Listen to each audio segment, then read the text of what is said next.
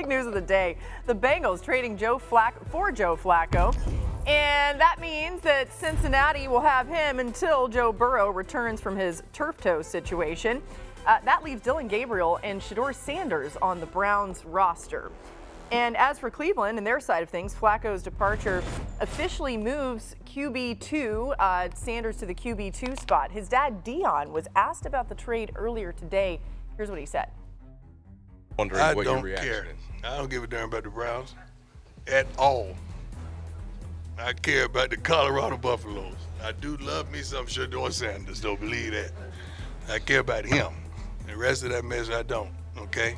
I'm a coach trying to win just like they're trying to win games, but I could care less of who they traded. Oh, all right. Well, Washington got Jaden Daniels back from injury, and maybe Terry McLaurin isn't far behind. This could be great news. They're on Monday Night Football next week. Coach Dan Quinn said he was optimistic for McLaurin returning to face the Bears on Monday night. The team has gone 1-1 during McLaurin's time away. In Minnesota, Carson Wentz was banged up in the win over the Browns and has a sore left shoulder, according to Coach Kevin O'Connell. He left the game, then came back into the game. O'Connell also said that J.J. McCarthy, who has a high ankle sprain, will return to practice this week. So let's talk about the Vikings offense. Marcus, how should they approach J.J. McCarthy's return from injury? Boogie, we talk a lot on this show and we break down a lot of football. I just don't see how you can go away from Carson Wentz with the success that you've had. And I know he had the 2-interception game, but he used his legs in this last game against Cleveland. Cleveland defense is really good. And for this team to be able to pull a win out, I think was significant, especially with Carson Wentz being at QB. We saw the day that Justin Jefferson had as well. And look, I know that they drafted J.J. McCarthy to be the future of this football team. But I also don't believe you can watch and think that you have a better opportunity to win with Carson Wentz and just throw caution to the wind and put J.J. McCarthy back in if he's not ready. Remember, these performances after the Chicago game by J.J. McCarthy were not good. He did not look good. He did not look ready as to be the starting quarterback for the Minnesota Vikings. I think Kevin O'Connell and this staff has much more to think about than just they took J.J. McCarthy in the first round and we reinsert him once he's ready to go based on what they've seen from Carson Wentz. Yeah, it's a difficult decision, and I'm shocked to say that after 3 or 4 weeks. It's really the what do you want versus what do you want right now? Because you obviously want J.J. McCarthy, if you're in Minnesota, to be the future. But Carson Wentz has played pretty good football, and there's a difference with how they've played. Like, I think the fundamental question, can you play faster than you did? Because that was the big thing for JJ, was he just was playing slow. And just look at like the metrics. Carson Wentz plays significantly faster on early downs. He plays relatively faster on third down. He plays significantly faster in their play action game. In the drop back game under center, 2 seconds faster. And so my thing with JJ in this situation is like, does Minnesota think that those numbers will have been sped up when he's been rehabbing? You know, it's not like they gave him a break for 3 or 4 weeks. He's been rehabbing an ankle injury. Did he speed up his pace of play while rehabbing an ankle injury?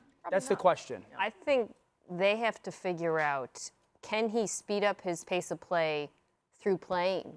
Or is it something that he's needing, that they feel like he has to work out on his own? And this is a young man who spent an entire year not playing. I think he has to play. I think he has to play because you're not going to give him enough reps. And I would do it for 2 reasons. 1, developmentally, it would be helpful. Actually, 3 reasons. 2, you have a coach with absolute job security in Kevin O'Connell. Yep. This is not like, we got to win now. Obviously, this is a contender of a team if they get decent quarterback play, but I don't think there's that pressure on him. And then the third thing is, I think when he returns to play, the situation is going to be better than what we saw in those 2 weeks when he did struggle. I think having Addison back, I was thinking about this watching the Browns, it's massive. The Browns, once, he didn't play the first quarter, I think he was benched. Once he was on the field with him and Jefferson, you saw them playing way more cover 2. I think that's going to open up things for the run game. You're getting Donovan Jackson back on the interior. We'll see when Brian O'Neill comes back. Regardless of who's playing quarterback, I think this is a football team that has to run the ball and run the ball better than they did in the early part of the season, and I think that's going to happen. To me, it provides a better infrastructure for J.J. McCarthy once he does return. It's also, like, who do they truly believe they can be in December? Right. Because they might sit there and say, Carson's played well, and you can make the case that They're not winning playoff games. Do they think that they'll be a better team come that December playoff run after JJ's maybe had 3, 4, 5, 6 starts under his belt? Yeah. He's got a little bit more of an understanding of the speed of the NFL pass rush and how much faster he has to play. It is a little bit of a dice roll, though. It's not a clear-cut choice. And Marcus, the hard part is, like, if you don't play him right now, what are you adding, another year before he plays again? I mean, you just keep adding time to his time off. No, Dan and Mina is correct, but I also think you tell the rest of this team, and this is how I truly feel, y'all, that if J.J. McCarthy is reinserted as the starter, this is a litmus test year. This is not a year where we're going to compete for a championship.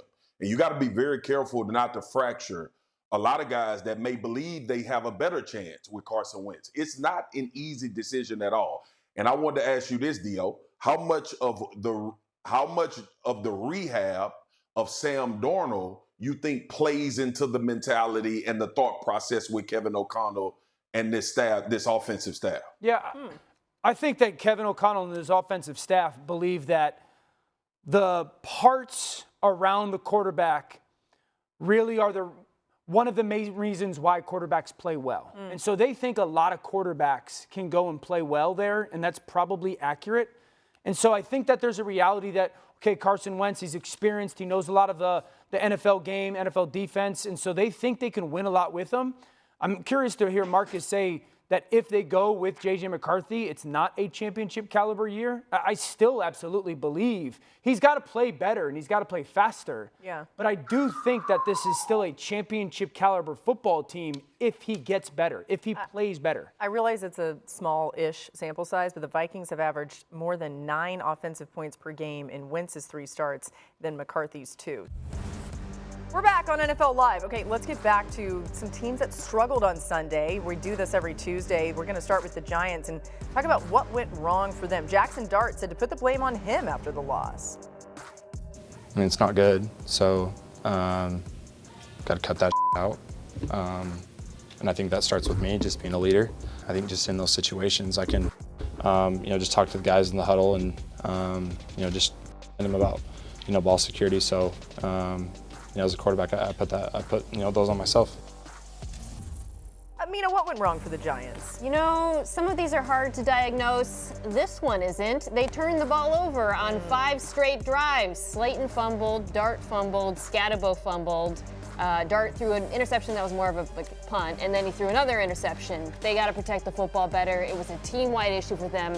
And New Orleans, on the other hand, didn't turn the ball over. They protected it well. Largely, that turnover differential is why they won the game and why New York lost. Let's go to Miami next, where the Dolphins lost 27-24 to the Panthers. Here's Mike McDaniel after the loss. I thought, we had a good plan. Thought we got some stuff fixed. We've known the issues we've had, and we thought that we, were prepared for this, and clearly we weren't. Dan, what went wrong for the Dolphins? Tackling. The fundamentals of their defense broke down. You're talking about guys getting out of their gap. You're talking about poor angles, giving up huge explosive runs. It's the second straight week that this team has come out of halftime needing a big play and did not get it. And just the tackling and the angles that they played with in the run game were really bad. It was shocking to see that lead evaporate so quickly, and just because they weren't able to get Carolina's ball carriers on the ground. Let's go to Baltimore, where it went from bad to worse as they played without Lamar Jackson and much of their starting defense. The Texans beat them 44-10. And then there's this. Baltimore has allowed more than 35 points a game this season, already allowing more points this season than the entire 2000 regular season when the team won the Super Bowl. They've struggled to stop the run and pass, giving up a league-high 13 touchdown passes this season. New on NFL Live, the Ravens making an addition to that defense today.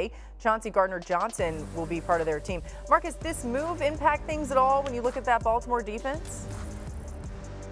Boogie, it's so many issues. What it helps with is the injury. Obviously, Kyle Hamilton being out. You got Malachi Starks, who's a rookie on the back end. So Chauncey Gardner is going to bring some experience. He's a former Super Bowl champion and plays well. He's abrasive, and I think that's why he hasn't stuck with teams, but ultimately the dude has made a tremendous amount of plays in this league, and hopefully he can bring his mentality on the field and it can reignite the Ravens in some kind of way. But more importantly, it's just so many guys down and missing, and a safety that has shown to play well was available in the Baltimore Ravens when it made the move. Yeah, that's interesting. Maybe it does bring a spark to a group that certainly is not at full strength.